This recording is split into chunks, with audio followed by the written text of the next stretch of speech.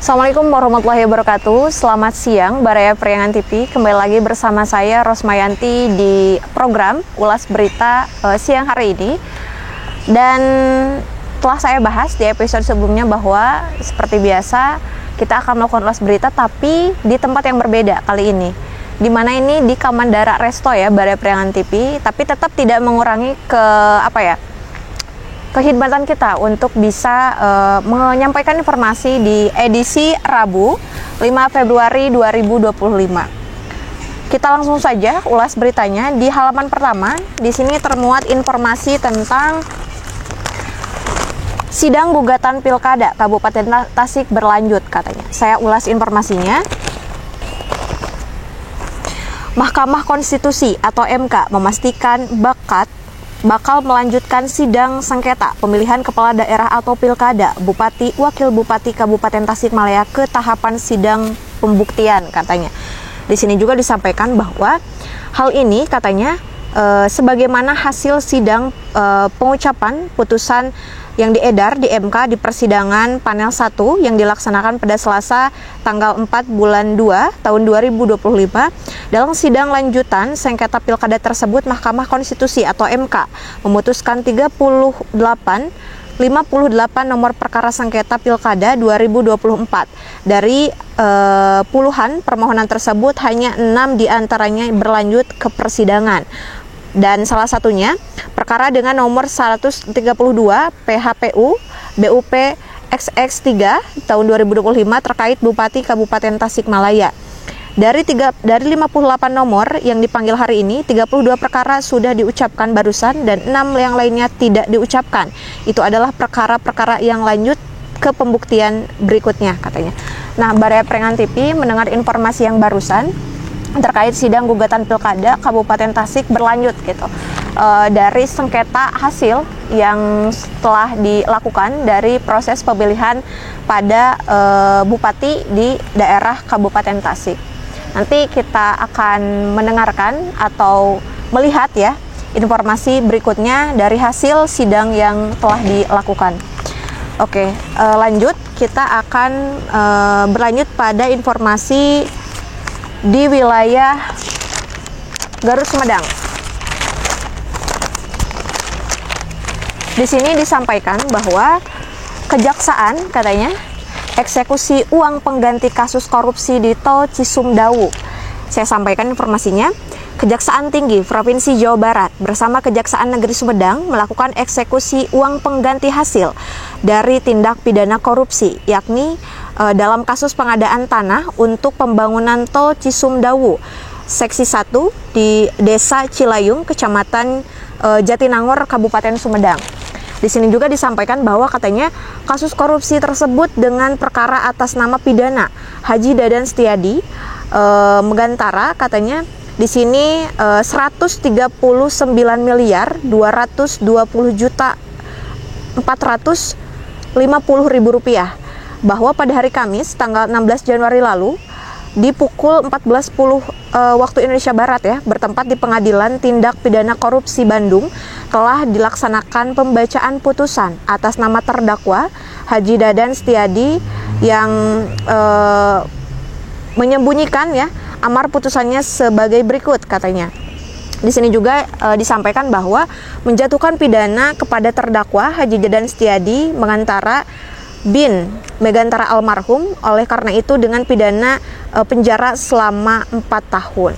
Nah, dalam hal ini Baraya Priangan TV mendengar kasus korupsi ya di Indonesia, tidak hanya di tatanan global, lokal maupun nasional, ini masih tetap terdengar gitu ya kasus-kasus korupsi ini. Mudah-mudahan dari apa yang telah dilakukan oleh para terdakwa atau para pelaku, semoga dari pemerintah atau pemangku kebijakan dengan putusan yang ada, para pelaku bisa jerak gitu ya dalam melakukan kasus tindak korupsi, sehingga kita tidak akan mendengar lagi kasus-kasus korupsi di skala lokal maupun nasional. Oke, kita lanjut di informasi masih di Kabupaten Garut Sumedang. Di sini disampaikan bahwa katanya percepat pertumbuhan investasi seluruh kecamatan di Sumedang didorong untuk memiliki RDTR. Nah, di sini disampaikan bahwa dalam upaya mempercepat pertumbuhan investasi di wilayah Kabupaten Sumedang, maka seluruh kecamatan di wilayah Kabupaten Sumedang harus segera memiliki rencana detail tata ruang atau RDTR. Sebab bagaimana RDTR ini sangat diperlukan untuk mempermudah para investor saat akan berinvestasi di wilayah Kabupaten Sumedang. Di sini juga disampaikan katanya, sebab katanya 26 wilayah kecamatan yang ada di Kabupaten Sumedang sampai saat ini tercatat baru ada 5 kecamatan yang telah memiliki RDTR. Sementara RDTR ini sangat diperlukan untuk mempercepat pertumbuhan investasi di Sumedang. Dan RDTR itu katanya akan mempermudah juga orang untuk berinvestasi. Makanya harus kita urai satu persatu kendalanya agar pertumbuhan investasi di Sumedang dapat berkembang. Nah, mendengar informasi yang barusan dari Sumedang yang akan didorong untuk membeli RDTR karena memang banyak sekali wilayah kecamatan ya di Sumedang. Semoga dengan adanya proses penguraian di beberapa kecamatan supaya bisa lebih merata gitu ya, bahwa kecamatan-kecamatan yang ada di Sumedang ini bisa memiliki RDTR. Jadi para investor bisa lebih mudah untuk berinvestasi di wilayah Sumedang khususnya. Oke, kita lanjut ke informasi berikutnya. Di sini ada informasi dari wilayah Kabupaten Tasikmalaya. PKL alun-alun Tasikmalaya hanya boleh berjualan di jam tertentu. Kenapa nih harus di jam tertentu? Saya ulas beritanya. Setelah sekian lama dikeluhkan masyarakat karena dianggap pengganggu kenyamanan dan ketertiban di kawasan alun-alun Singaparna, Kabupaten Tasikmalaya, kini ratusan pedagang kaki lima yang biasa melapak di sana mulai ditertibkan katanya. Di sini juga disampaikan bahwa hal ini katanya seiring dengan himbauan yang dikeluarkan oleh Pemkab Kabupaten Tasikmalaya terkait ketertiban, kebersihan, keindahan pedagang kaki lima di alun-alun Singaparna, Kabupaten Tasikmalaya. Petugas dari Satpol PP Kabupaten Tasikmalaya pun mulai melakukan sosialisasi sejak Senin 3 Februari 2025. Langkah ini katanya bertujuan untuk menjaga ketertiban dan keindahan ruang terbuka hijau di pusat kota.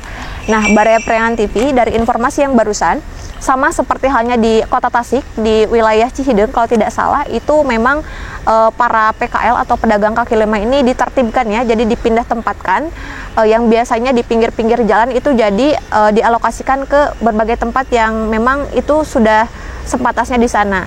Dengan tujuan yang tadi katanya untuk menjaga kebersihan lingkungan, kemudian ketertiban, karena memang posisi di kota maupun Kabupaten Tasik juga punya ikon semacam alun-alun, supaya bagaimana mungkin dari Pemkab sendiri melihat alun-alun ini tidak hanya sebagai ikon, tapi juga dari segi kebersihan serta ketertibannya pun terjaga. Makanya ada pengalokasian atau alun-alun Singaparna ini bisa dibersihkan dari para pedagang kaki lima. Oke, kita lanjut. Di informasi berikutnya, saya akan menyampaikan informasi dari daerah Ciamis. Di Ciamis ini termuat informasi terkait kesediaan gas melon masih dikeluhkan warga. Ini sempat disampaikan di episode sebelumnya, saya sampaikan juga. Kelangkaan gas LPG 3 kilo di berbagai wilayah termasuk di Kabupaten Ciamis masih terjadi, khususnya di sejumlah pangkalan dan pengecer yang mengaku masih mengalami kesulitan mendapatkan pasokan. Di sini juga disampaikan bahwa katanya hal itu akibat keterlambatan distribusi dari stasiun pengisian bulk LPG atau SPBE. Kondisi kian diperparah oleh aturan sebelumnya yang melarang pengecer menjual LPG 3 kilo. Meskipun kini muncul rencana menjadikan mereka sebagai subpangkalan. Di sini juga disampaikan Baraya Priangan TV, pengawas perdagangan Dinas Koperasi Usaha Kecil Menengah dan Perdagangan Kabupaten Ciamis, Alievia Rahman, mengatakan katanya kendala utama dalam distribusi LPG ini bukan karena keterlambatan stok, melainkan akibat antrean panjang di SPBE yang menyebabkan keterlambatan pengisian ke agen dan pangkalan. Nah, dari informasi yang barusan memang sebelum di episodenya juga sudah disampaikan ya soal kelangkaan gas melon ini. Tapi memang dari beberapa informasi yang termuat itu kadangkala berbeda temuan gitu ya di lapangan. Ada yang mengungkapkan bahwa tidak ada stok, ada juga yang mengungkapkan penyaluran tidak sesuai sasaran. Dan di sini disampaikan kalau bukan karena faktor yang tadi, tapi karena faktor adanya keterlambatan pengisian atau antrean yang panjang, sehingga masyarakat ini dihimbau untuk bisa membeli gas LPG itu di pangkalan, bukan di eceran.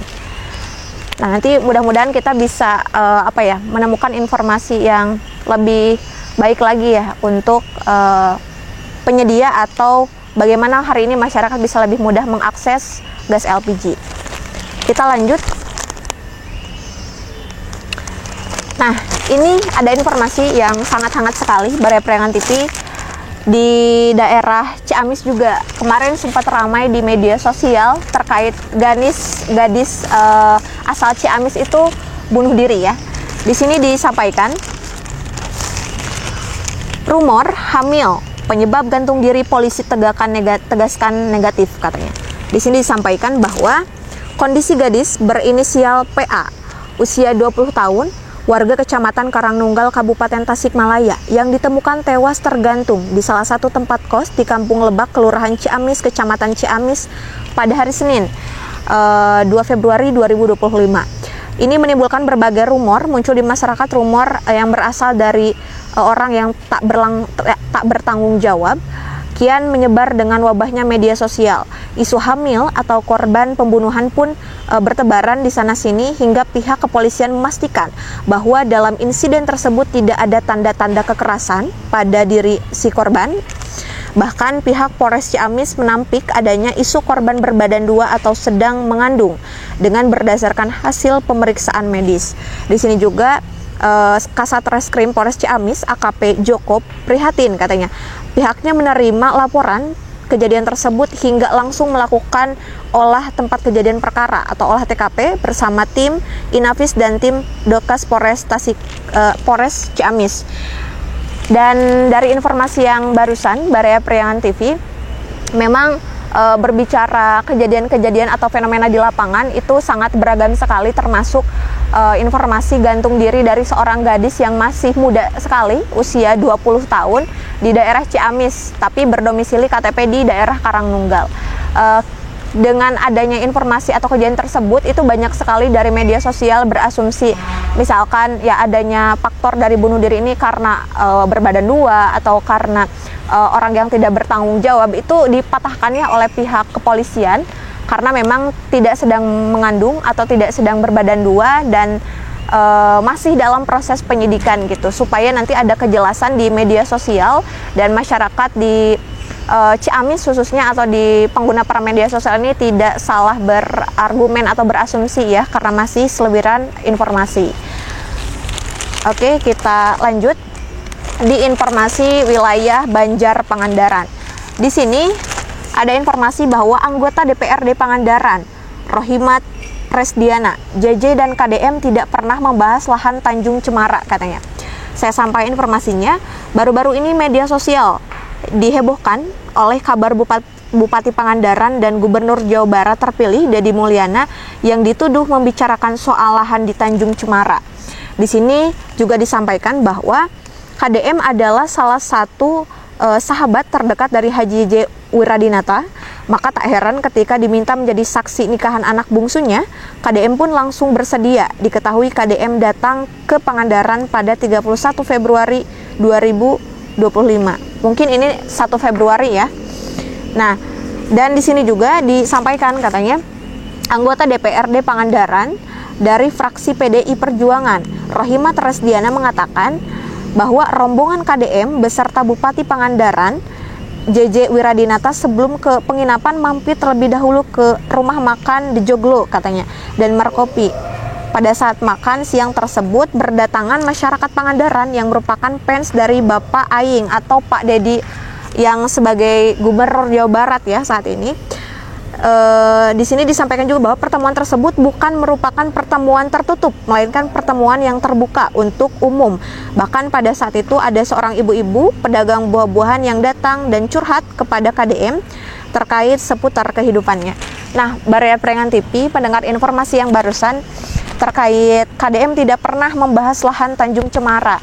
Ini mungkin dari berbagai spekulasi kita juga tidak bisa memastikan apa yang terjadi, tapi pada dasarnya memang kadangkala kita harus bisa mencari lebih dulu ya, mencari tahu lebih dulu akan informasi sehingga tidak salah menginformasikan. Termasuk pertemuan kemarin di Pangandaran itu di rumah makan itu memang pertemuan terbuka gitu, dan katanya bukan untuk membahas terkait lahan Tanjung Cemara, hanya pertemuan biasa saja gitu untuk ke Pangandaran.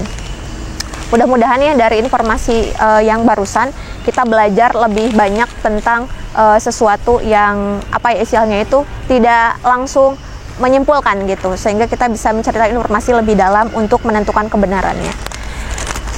Nah, Baraya Priangan TV ada satu informasi penutup di sini dari dunia pendidikan.